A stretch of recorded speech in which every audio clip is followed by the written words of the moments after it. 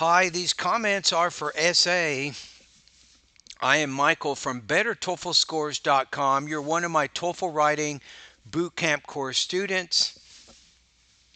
I am reading and error correcting your integrated writing practice test that you sent me last week. So I'm going to go ahead and take a look at this. As this is the actual essay here. So for the editor score, you have 85%. You want to try to get that number closer to 95. Document stats is pretty good.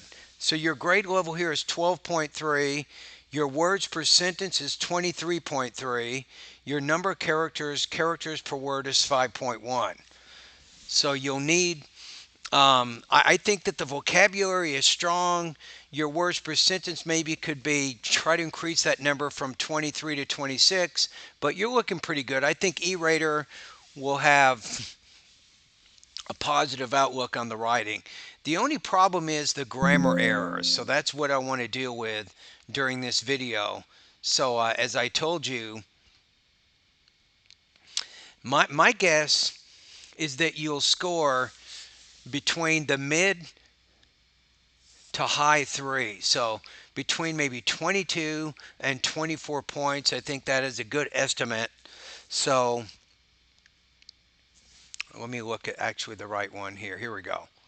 So I think in the 3 it says errors of usage and or grammar may be more frequent or may result in noticeably vague expressions or obscure meanings in conveying ideas and connections. That's really why I think you're in the 3 area, because of this. Everything else is pretty good.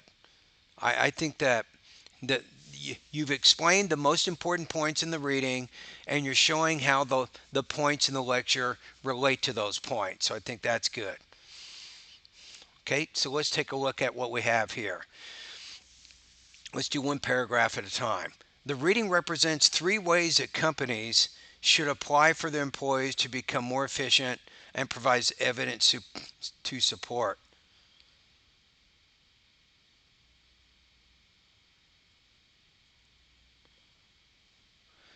Yeah, it should apply. That doesn't work right.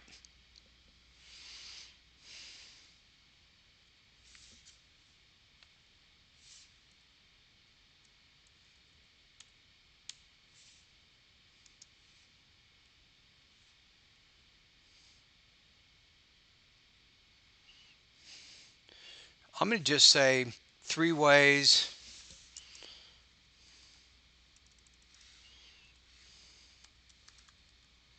businesses can be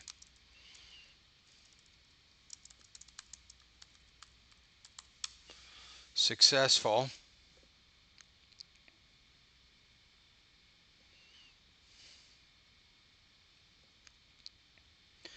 So the reading presents 3 ways that businesses can be more successful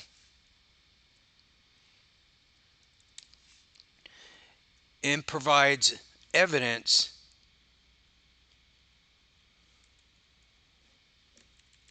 we'll put to support each assertion, which goes back to the claims. The professor, however, disagrees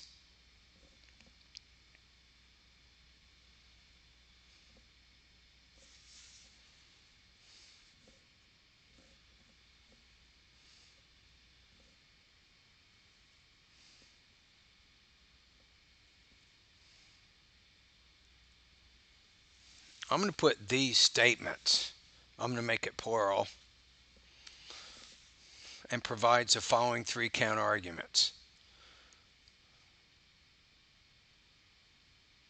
Okay, so I think that'll work there. So the reading represents 3 ways that businesses can be more successful and provides evidence to support each assertion.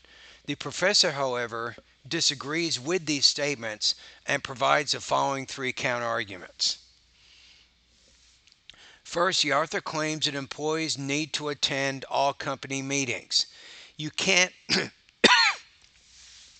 You can't put the third person present singular inflection S on this verb because it's an infinitive. Infinitives need to be in the base form. So need to attend all company meetings. So meeting should be plural. There's no S needed on attend.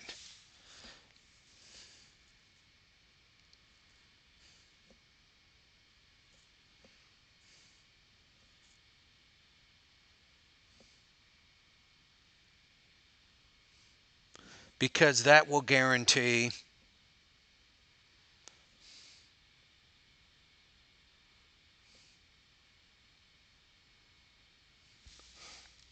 I'm going to put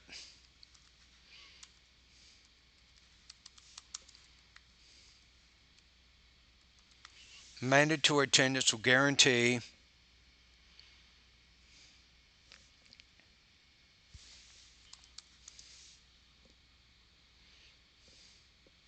everyone is up to date with recent technology needed to complete their jobs. Okay, that's good. So you want to be careful about using things like that or it, um, because it doesn't show uh, advanced grammar or vocabulary. So that's why I changed it to because mandatory attendance will guarantee that everyone is up to date with recent technology needed to complete their jobs. I'm going to add an article right here with the recent technology needed. Maybe I should highlight the changes I'm making here so we can kind of see what I'm doing.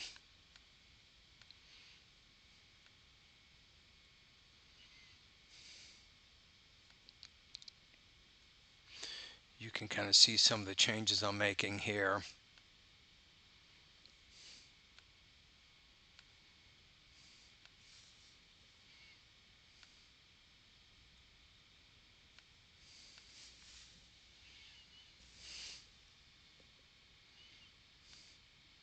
I kind of changed this a little bit. The way that you wrote it, apply, that wasn't the right word. That was a translation issue. That's one of the reasons I was thinking when I looked over here. Yeah, it said the errors may result in noticeably vague expressions or obscure meaning in the first paragraph. Because you use the word apply, it kind of obscured the meaning a bit in your writing there. The speaker, on the other hand, refutes this point by saying that employees should politely avoid long and unproductive meetings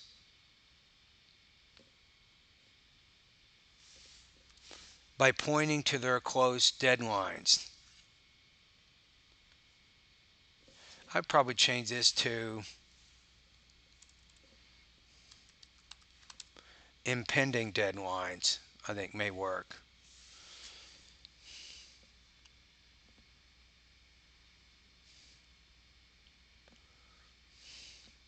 He elaborates on this by mentioning that employees can deal with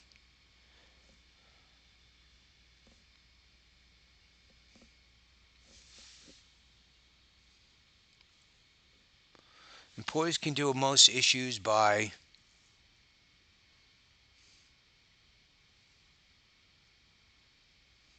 if you don't put the article like by an email or a quick phone call, the other option is to make it plural.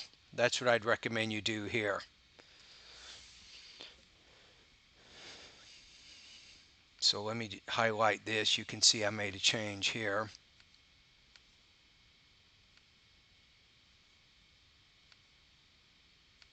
Moreover, if employees, yeah, you want to put are involved here, not just involved, because are involved by their supervisors. So I think the employees are actually the recipient of the action. So if employees are involved in long,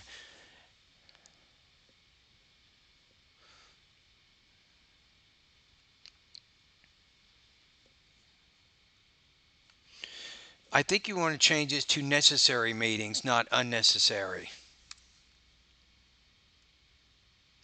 They have to make sure what does it mean. It refers to meetings. They need to make sure that they are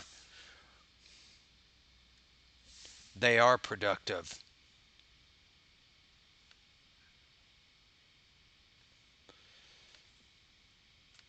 So be careful about pronoun agreement.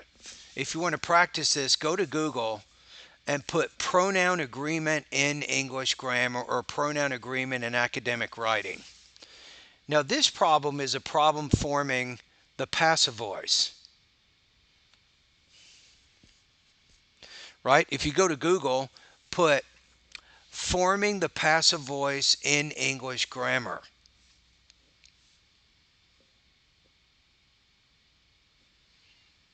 And notice how I change it to necessary, not unnecessary, because I think that that's more logical based on you said they have to make sure they are productive.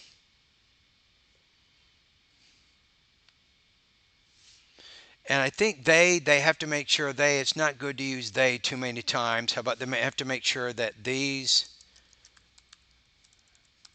gatherings maybe are productive. Now, if you say first here, I would not use next here. I would actually use second. So you keep those transition words parallel. The passage asserts that reading all documents on the supplementary materials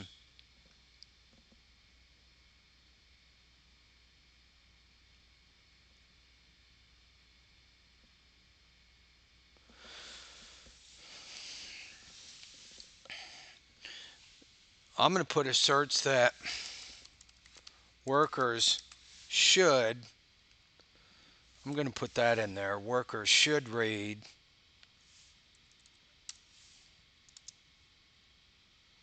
you can see I made that change. The passage asserts that workers should read all documents on the supplementary, I don't think we have to repeat reading there, supplementary materials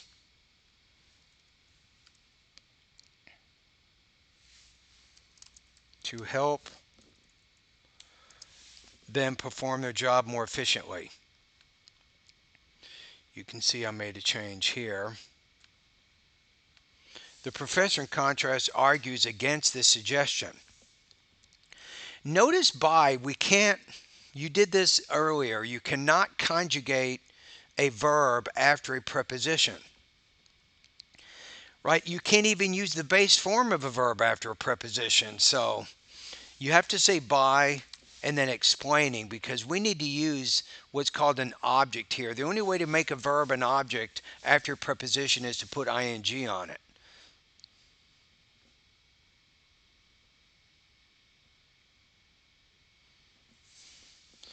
The professor, in contrast, argues against this assertion by explaining. Now we're getting into a really complex sentence here. I like what you're trying to do here by explaining that in order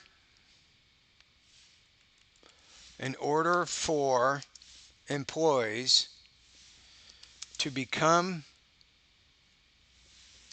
more efficient,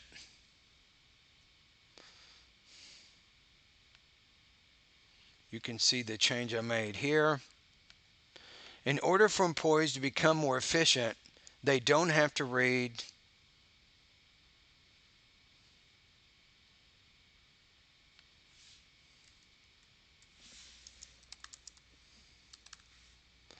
the entire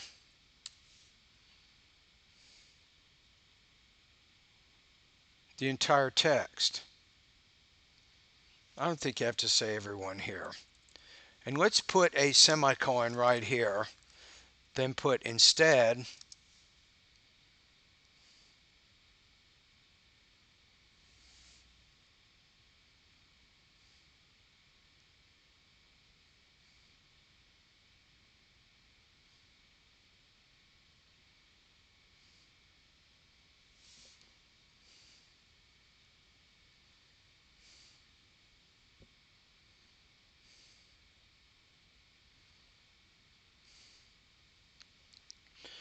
of he, let's say here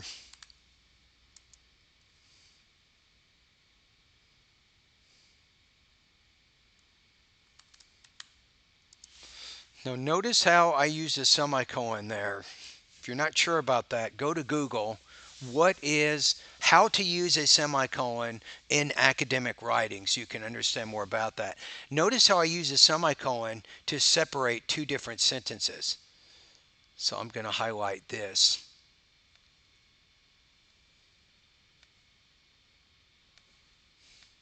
They just need to remember the big picture of the reading materials, not the complex details. That's good.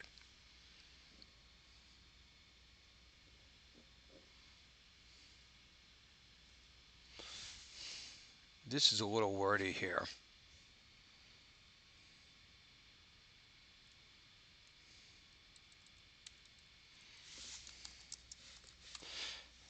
In fact, I'm going to say in fact, once you don't want to shift to the you. That's considered a grammar error here.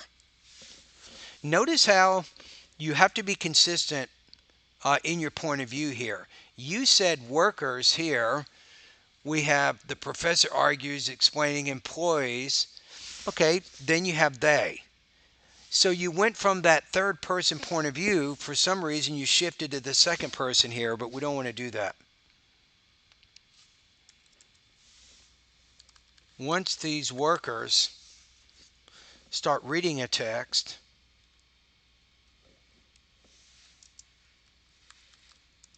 how about asserts the author? Let's put the voice marker in the middle of the sentence to give you a little bit of syntactic variety. So, in fact, once these workers start reading a text, asserts the author, they should search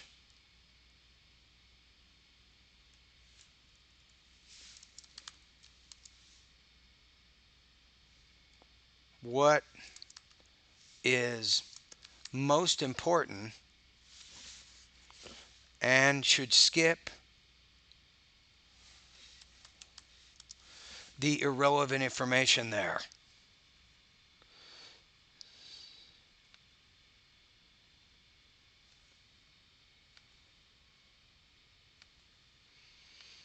So, in fact, once these workers start reading a text, asserts the author, they should search for what is most important and should skip the irrelevant information.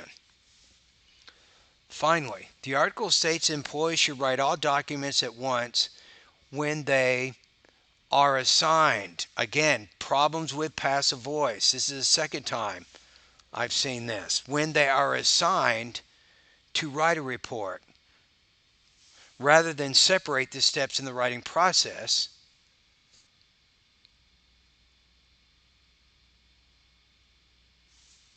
How about this? Let's separate the time consuming steps in the writing process so that we don't have to say because it's a waste of time.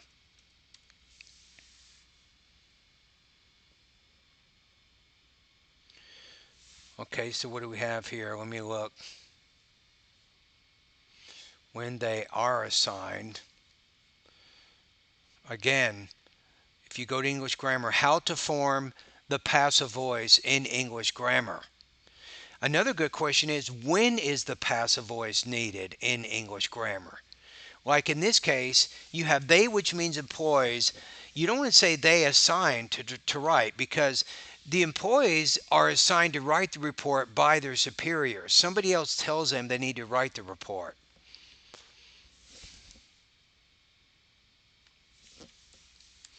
The instructor, on the other hand,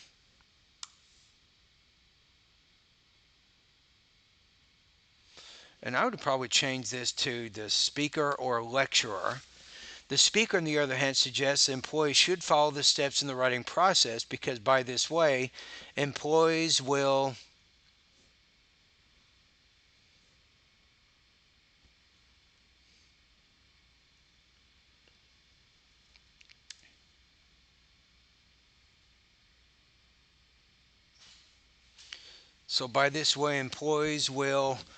maybe you can put improve their editing skills, something like that. So by this way, employees will maybe improve their editing skills, you might say. And then, however, I don't think you're showing a contrast here. This is what I'm having trouble with. You don't want a contrast. I think it's better here to add to what you're saying. In addition, trying to complete the writing steps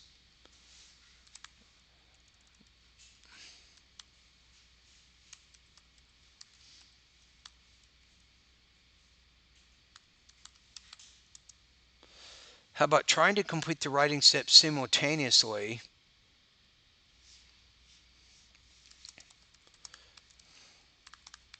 believes the speaker, you can say, will lead to very slow writing compared to separating each step in the writing process. So I added that voice marker. So I added this word in there, give you a little bit higher vocabulary, and it kind of means at the same time. If you can use one word instead of three to say the same thing, go for the one word. So in addition, trying to complete the writing steps simultaneously, believes the speaker, will lead to very slow writing compared to separating each step in the writing process. Furthermore, he illustrates this by saying,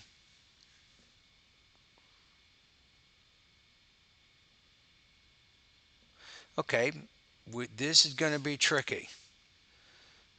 Notice how I put this in there too.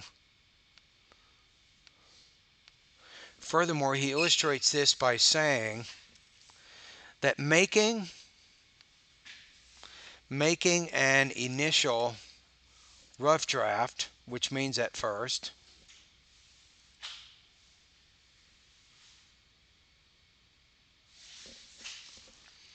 so we'll say making an initial rough draft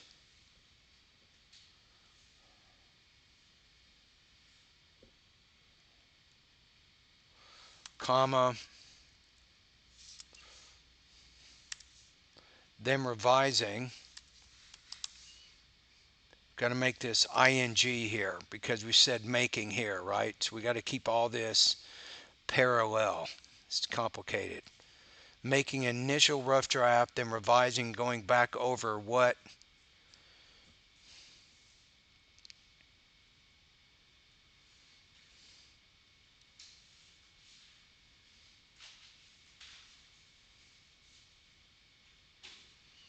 I think going back over what you wrote is the same thing as revising, right? I don't think we need to repeat that. So we'll say here, he illustrates this by saying, making an initial rough draft, revising, and let's make this a verb, and proof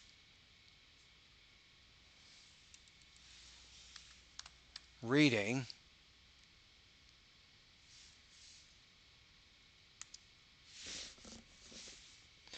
Furthermore, he illustrates this by saying that making an initial rough draft, revising, and proofreading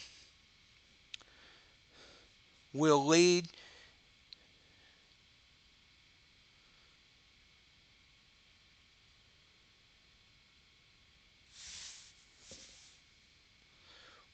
to more accurate writing. Then this last part, thus,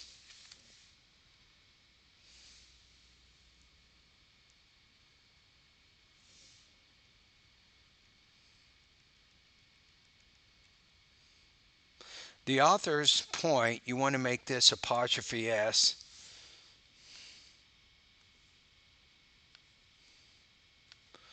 The author's point is unreasonable, argues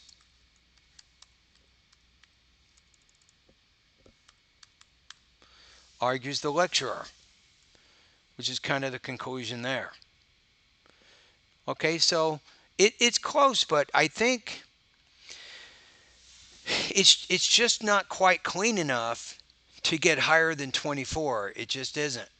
But what you're saying is accurate, it's complete, and I think you did a good job connecting the most important points in the reading with the most important points in the lecture. I like how you did that.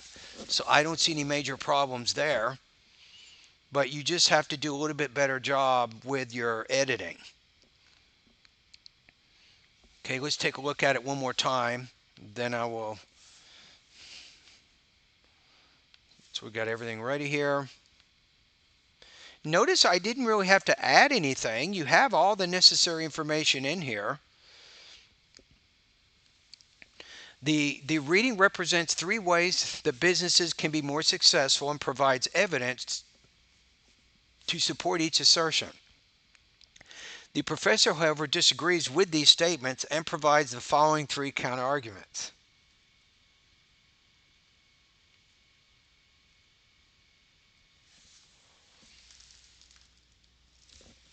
Okay, give me a second. I'll be right back.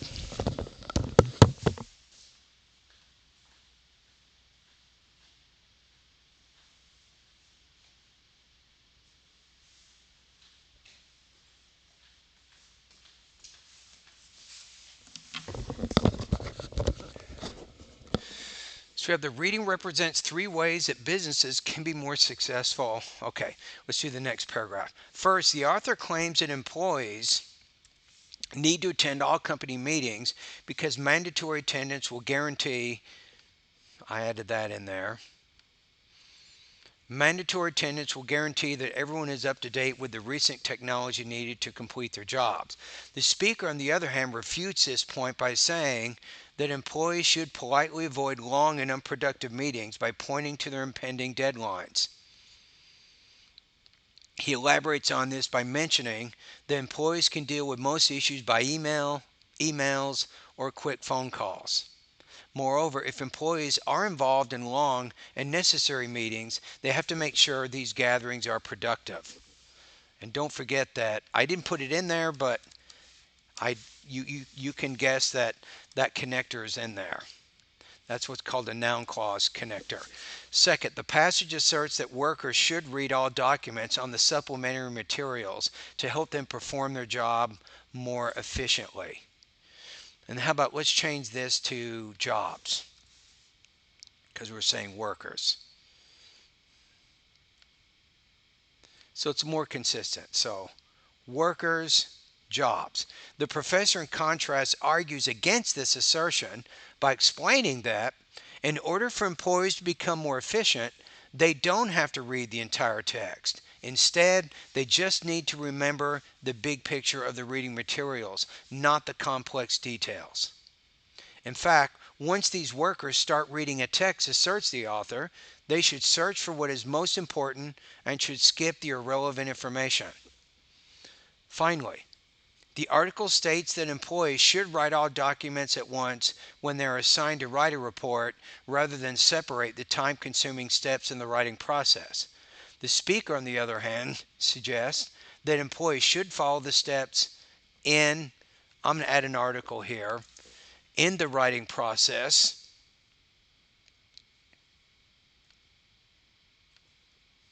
because by this way employees will improve their editing skills.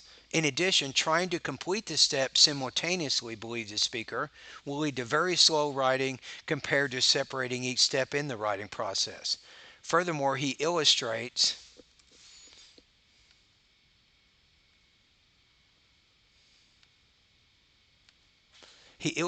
this by saying that making an initial rough draft, revising, and proofreading will lead to more accurate writing. Thus, the author's point is unreasonable, argues the lecturer. So those are the changes that I would make, and I think, and that's going to get you from, say, 24 points to 30 points. So you just have to be a little bit more careful with your sentence structure, your grammar, word choice, and so on.